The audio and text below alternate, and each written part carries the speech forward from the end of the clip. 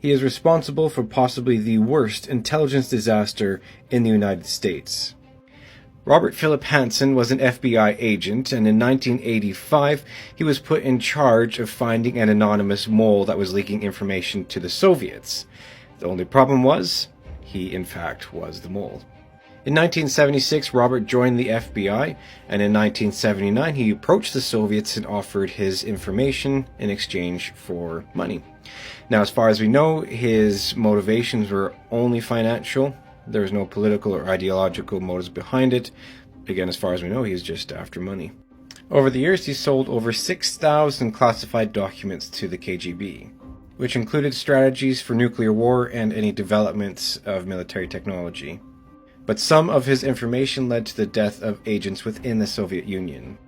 On October 1st, 1985, Hanssen leaked some information to the Soviets, which then led to the execution of 2 of the Soviet agents and the imprisonment of another.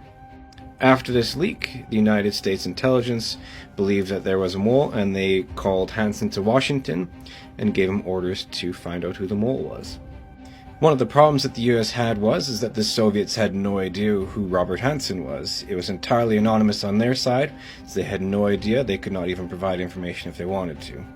Robert continued to spy for the Soviets. In the 1990s, he did back away for a bit when the Soviet Union collapsed, as fears that he would be discovered, but then afterwards he continued on with spying. This in Ellis Park was the drop site that he would be using to provide information to agents within the United States. The first real indication that Robert might be a mole came from Robert's own brother-in-law, who was also an FBI agent. Quite a bit of cash had been found hidden in Hanssen's house, and the brother-in-law approached FBI supervisors to advise of this, but no action at that time was taken. It wasn't until 2001 that Robert was arrested. For 16 years, he was put in charge of finding a mole, and all 16 years he himself was the mole. Altogether, he made more than $1.4 million in cash. Also, he was given diamonds and watches and other luxury items from the Soviets. This, of course, is just the brief overview. There's a lot more to this story. There's a lot more interconnecting webs. It's extremely interesting to me, and I hope you found it interesting as well.